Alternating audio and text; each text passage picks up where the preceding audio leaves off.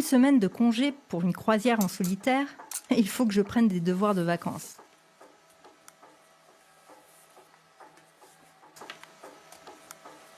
Je ne connaissais pas Jack London. Comme beaucoup, j'avais lu L'Appel de la forêt au collège et j'avais vu Cro-Blanc au cinéma. Je devais avoir 15 ans.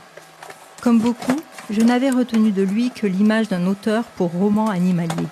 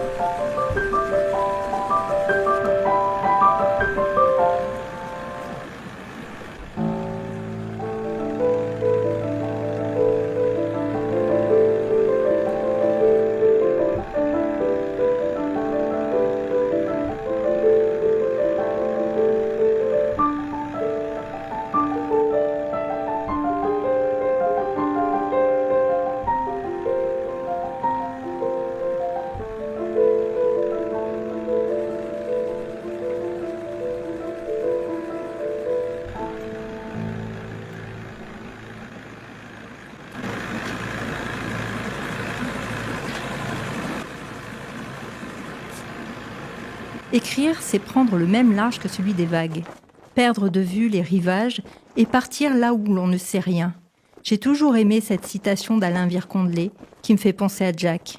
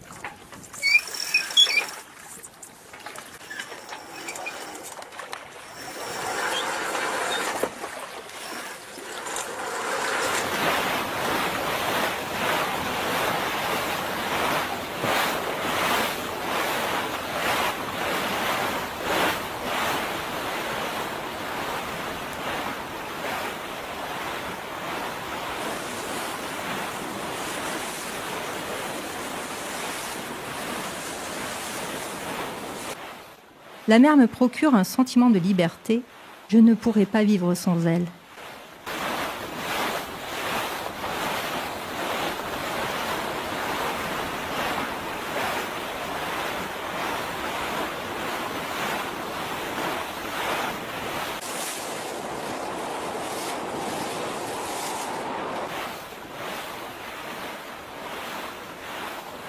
Jack London incarnait vraiment le rêve américain. L'enfant des docks qui devient, par la force de l'autodidacte, l'auteur américain le plus lu dans le monde.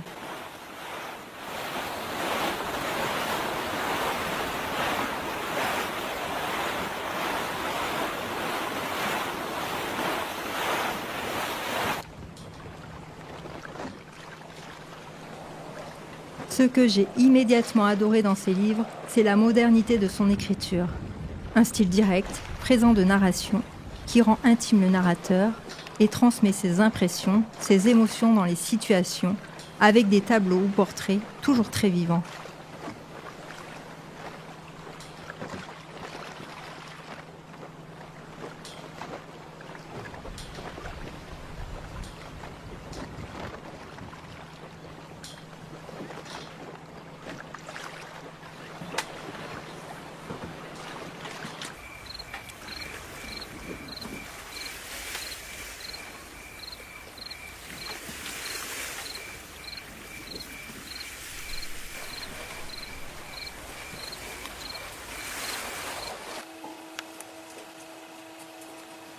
Publier pour le journal un dossier sur Jack London et la mer, un sujet qui ne se refuse pas.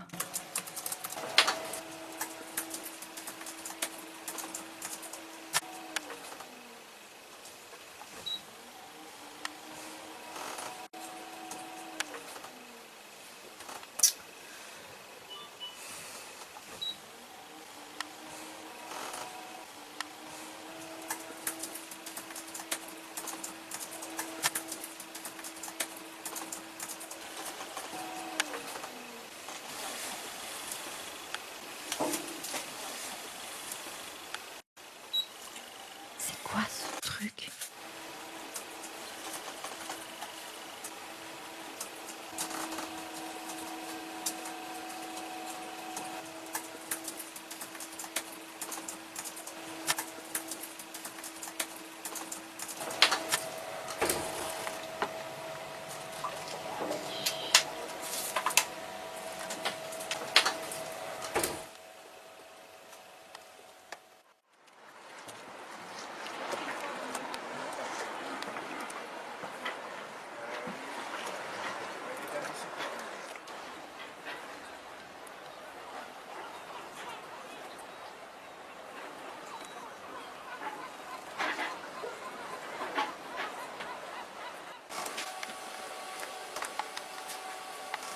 Je réalise que l'aventurier de l'écriture était avant tout un écrivain de l'aventure.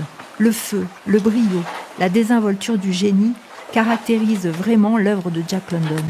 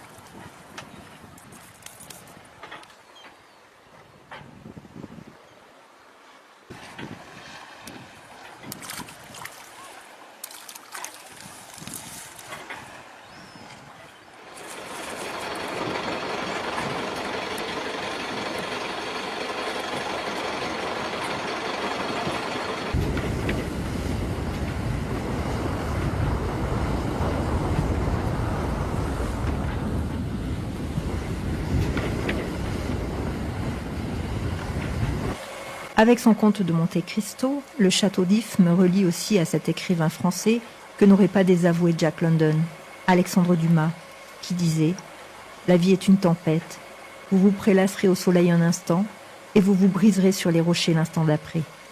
Ce qui fait de vous un homme, c'est ce que vous faites quand la tempête arrive. »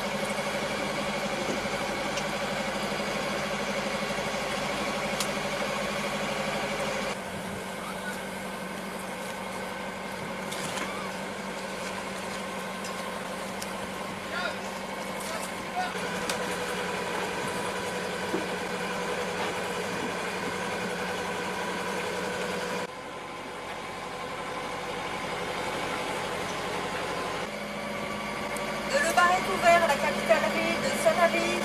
J'arrive à l'entrée du port. Pouvez-vous m'indiquer ma place? À vous.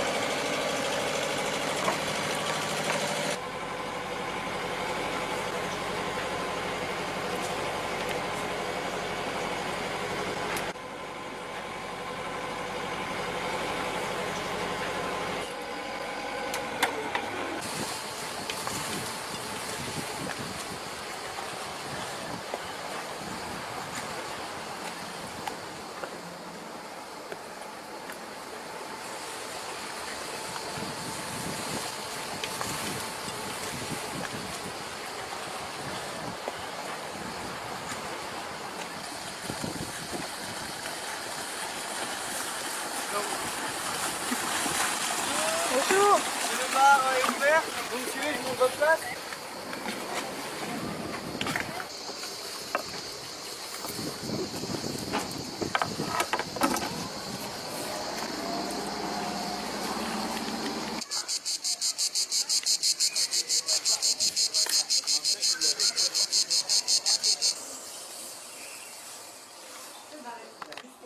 Oui. C'est ça.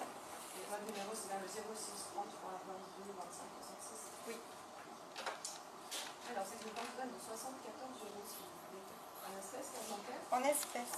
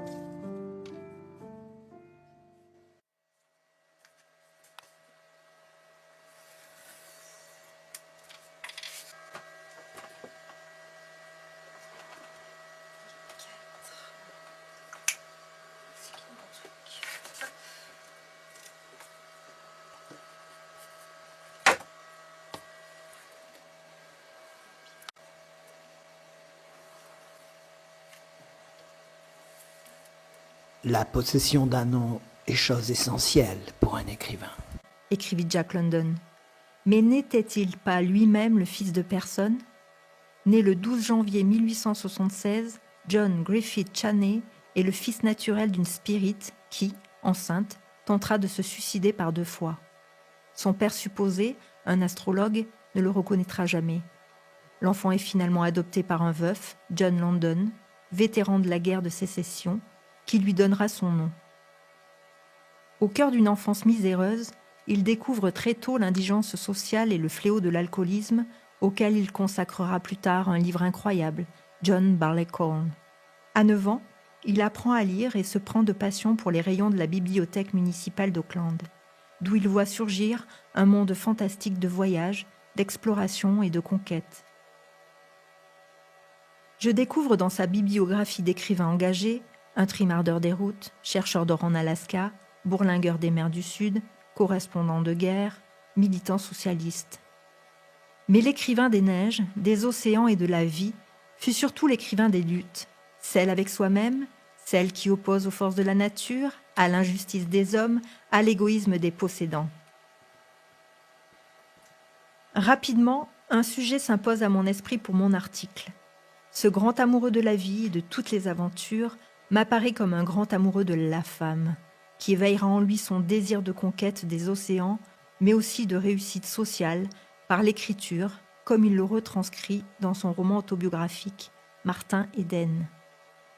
Jack est la mère, Jack est sa mère, Jack est les femmes.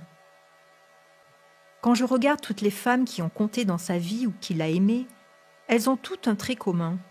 Des femmes de tempérament qu'on ne dompte pas, comme la mère. Son épouse, Charmian Kittredge, résume à elle seule toutes les caractéristiques de sa quête.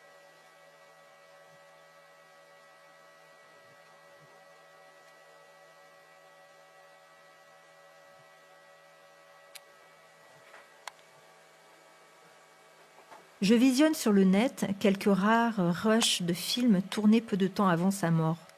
Une mort, d'ailleurs, dont les conditions resteront aussi obscures que celles de sa naissance. Je découvre alors un homme chaleureux, dont l'amour pour le règne animal transpire.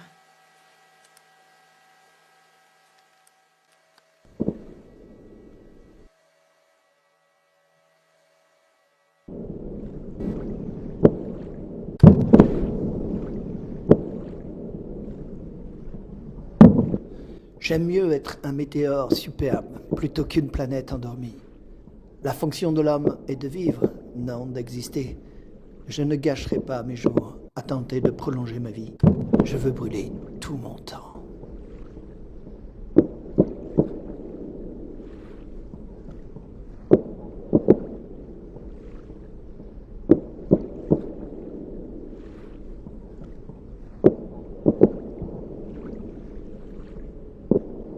Tel un météore, son mouvement fut stoppé net à 40 ans sur le sol de Californie. Fauché par la maladie, victime d'un accident, suicidé ou assassiné, on ne saura jamais. Sa mort, comme sa naissance, resteront toujours enveloppés d'un voile de mystère. Ils feront partie de sa légende.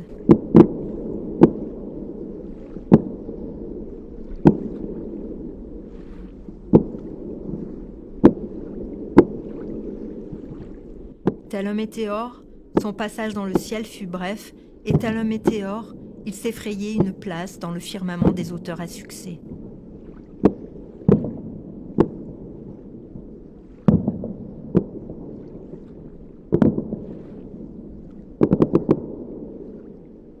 Mais à la différence d'un météore, Jack est devenu, à travers son œuvre, une étoile scintillante qui brille à tout jamais dans le ciel de la littérature.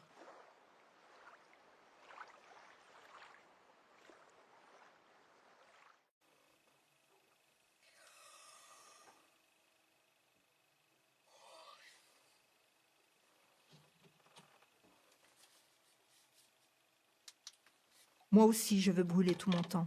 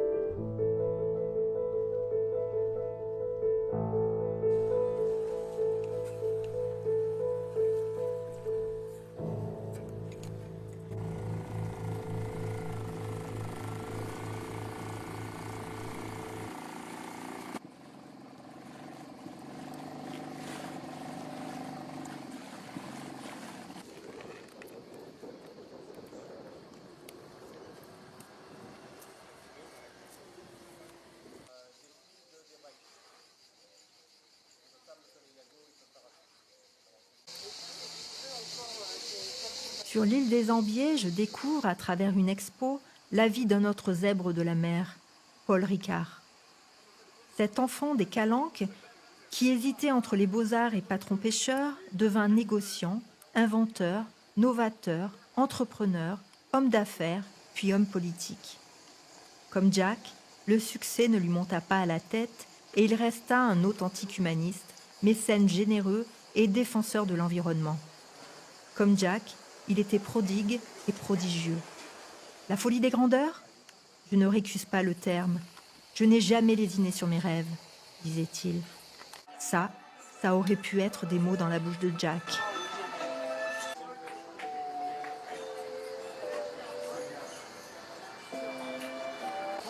Merci, Babou. De grammes des quoi j'ai à préparer là?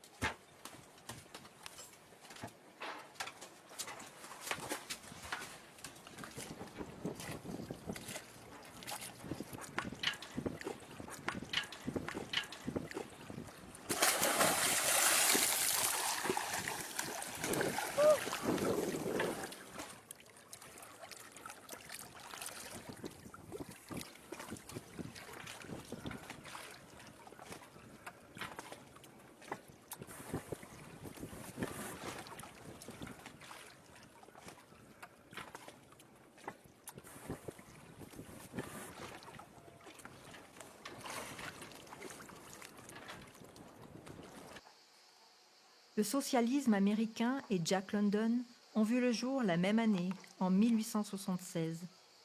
Écrivain engagé, Jack London met sa plume rebelle au service des luttes sociales de son époque et des temps à venir, avec un incroyable sens prémonitoire. Des luttes qui s'inscrivent dans la révolte d'un gosse des docks devant sa situation familiale, puis dans la rébellion d'un jeune écrivain face à l'établissement. Jack signe une 50aine de textes politiques collectés dans le livre « Avec vous pour la Révolution ». Comme Paul Ricard, Jack va s'engager sur le terrain politique. En 1901 et en 1905, il est candidat social-démocrate à la mairie d'Auckland, obtenant 245 voix, puis 981 voix. Comme Albert Londres, qui obtiendra par sa plume la fermeture du bagne de Cayenne, Jack va s'immerger en vagabond clandestin durant 3 mois dans les bas-fonds de l'Est End londonien pour rédiger son plus terrifiant livre, Le peuple des abîmes, qui conduira les autorités à prendre conscience et intervenir.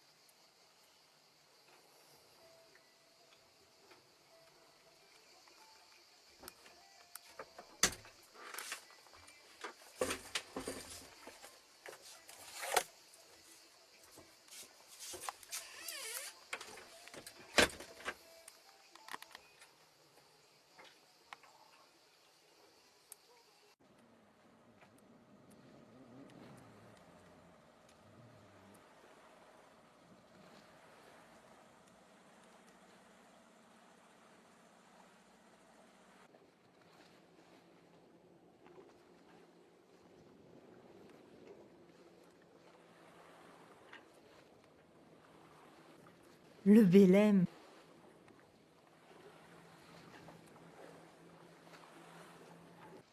Une apparition à l'horizon qui n'est pas une hallucination.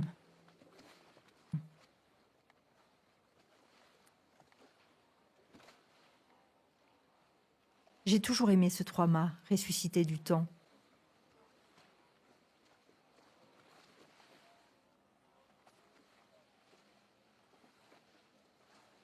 Son nom m'a toujours fait penser à mon chanteur préféré.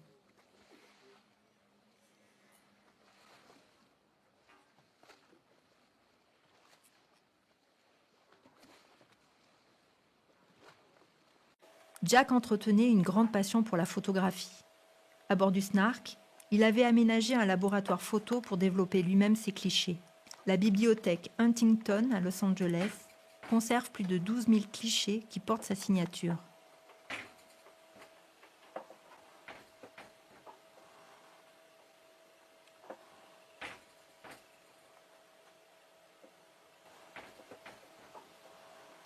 Les photographes sont des magiciens qui peuvent capter et immortaliser des moments de vie.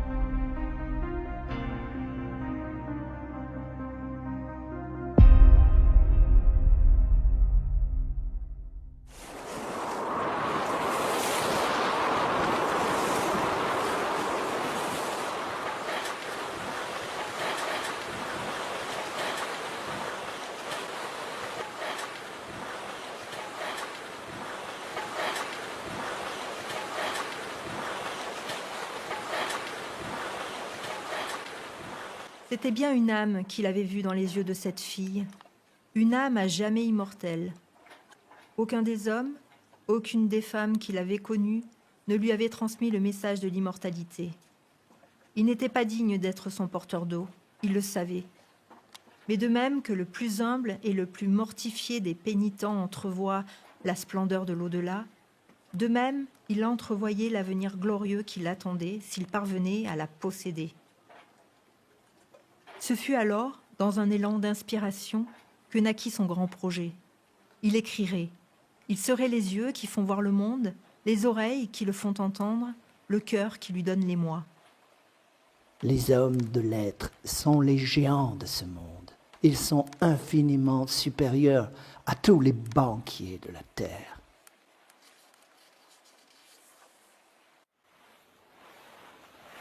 C'est pas l'homme qui prend la mer, c'est la mer qui prend l'homme.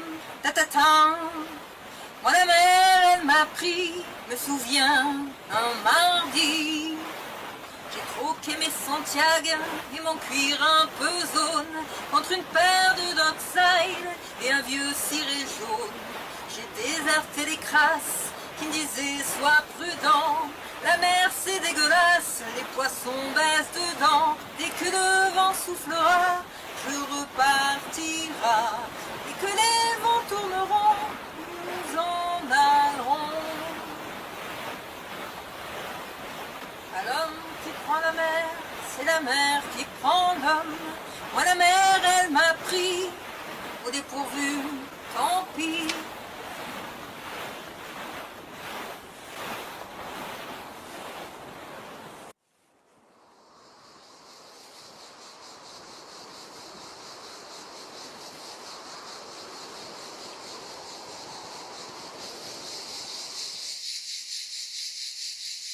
L'île verte, île inhabitée, m'a toujours fascinée. Elle me reliait à d'autres écrivains de mon enfance.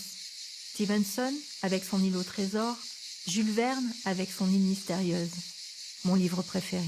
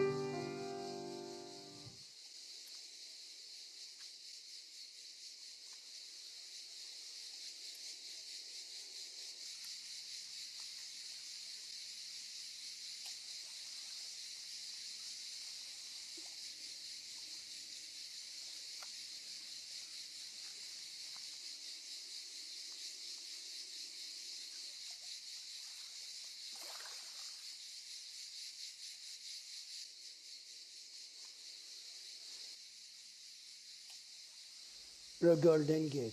Au-delà, c'est l'océan Pacifique. Et la Chine, et le Japon, et l'Inde.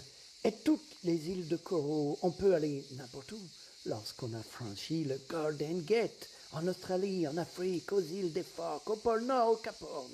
Enfin, tous ces endroits qui n'attendent qu'une chose, que je vienne les voir.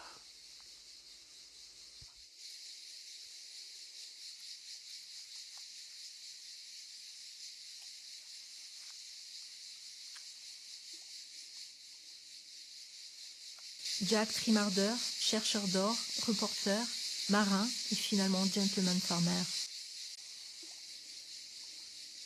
Je suis un marin monté sur un cheval qui chevauche ses rêves. Je suis un rêveur zélé et passionné. Il me semble doubler ma vie par la quantité de rêves que je fais la nuit.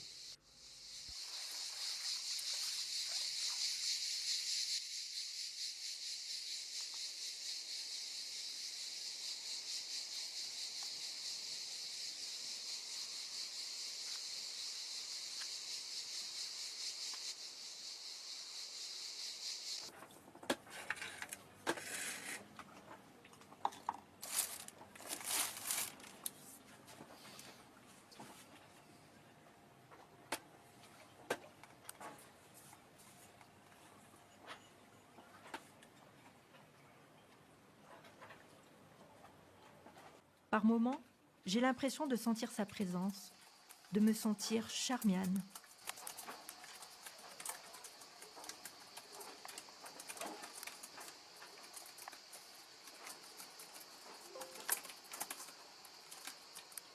Il indique aux lecteurs, comme aux jeunes auteurs dont je fais partie, un repère cardinal, celui d'une écriture mise au service de la vie.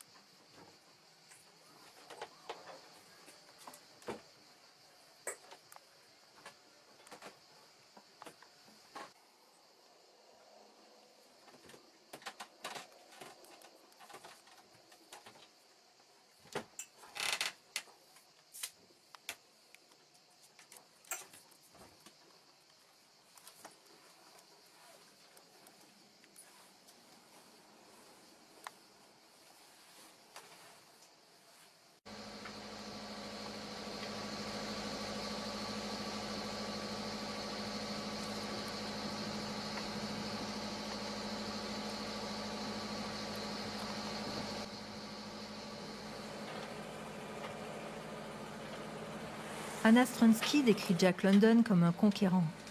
Poète, révolutionnaire, idéaliste moraliste et romantique, il était socialiste, mais il voulut battre le capitalisme à son propre jeu. Montrer que le socialisme n'était pas que ruine et échec, mais pouvait être aussi réussite sociale. Et il réussit en devenant une sorte de Napoléon de la littérature.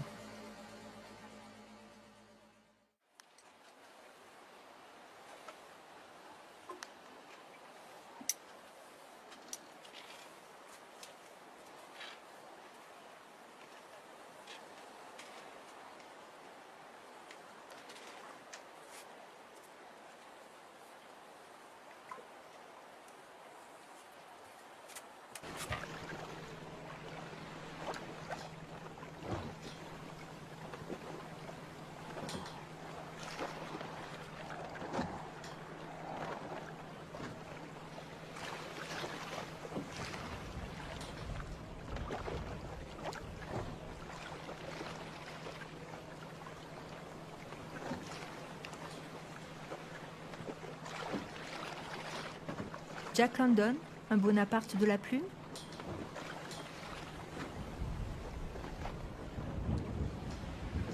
Comment ne pas penser à la citation d'Anna Strunsky quand je croise les vestiges d'un fort anglais au Cap Morgiou qui fut commandé par Hudson Lowe, celui qui devint le geôlier de Napoléon sur l'île de Sainte-Hélène.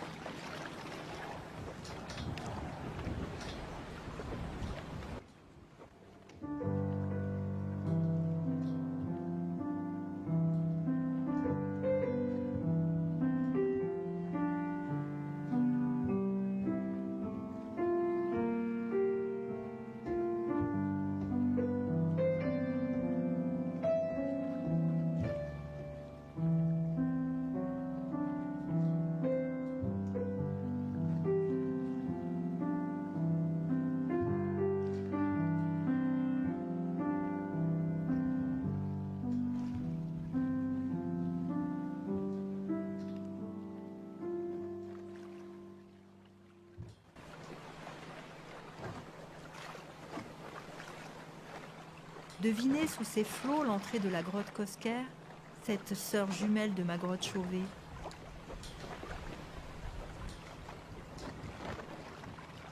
Lascaux, Chauvet, Cosquer, toutes ces découvertes qui ont changé notre regard sur la préhistoire.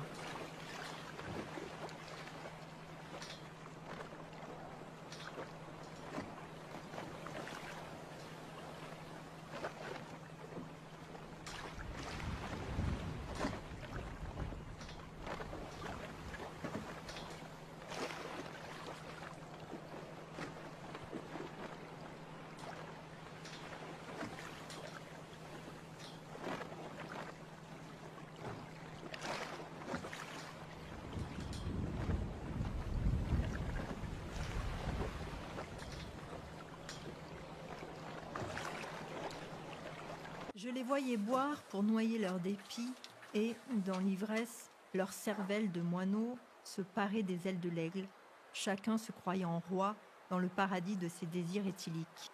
J'en foulais toutes les routes. John Barleycorn, se jouant de mon imagination, me permettait de devancer la vie aventureuse après laquelle je soupirais. Néanmoins, tout se paye selon une loi implacable. Capable de nous transporter au sommet, l'alcool ne saurait nous y maintenir. Toute ascension s'équilibre d'une descente. Chaque minute fictive, passée en compagnie de Dieu, s'équilibre par d'autres, où l'on patauge dans la fange avec les reptiles. Ces instants de folie magnifique, John Barleycorn nous les fait payer très cher. On expie les folles sarabandes dansées au son de sa flûte par une perte d'âme, le sacrifice de sa jeunesse et d'une vie abrégée, car c'est un meurtrier, oui, il travaille pour la mort.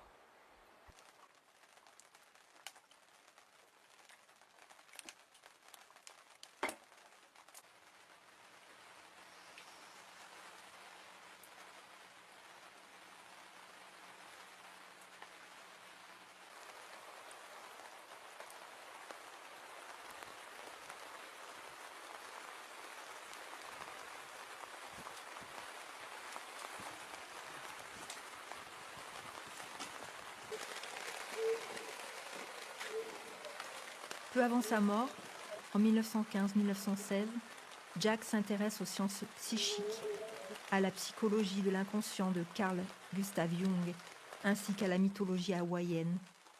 Son dernier livre testament, Le Vagabond des étoiles, envisage la question de la réincarnation en suivant le cheminement d'une âme à travers les siècles.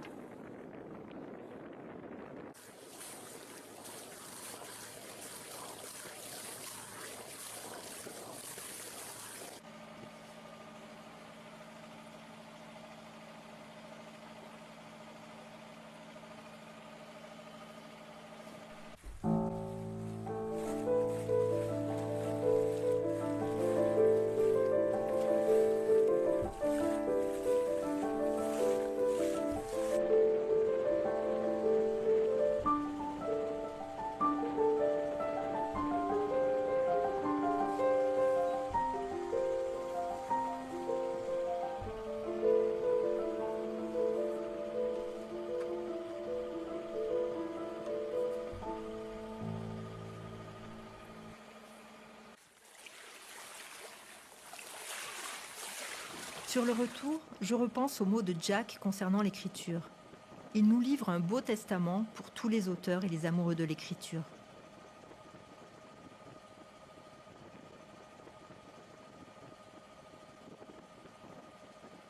Ma rencontre avec Jack London me révéla l'importance de 3 clés en matière d'écriture. D'abord, l'importance du souffle de la vie dans un texte. Mettez de la lumière, de la couleur, de la vie dans votre écriture et vous toucherez le cœur du lecteur. Il se sentira intime avec votre personnage, le récit, l'auteur. Il ajoutait une autre clé, la sincérité.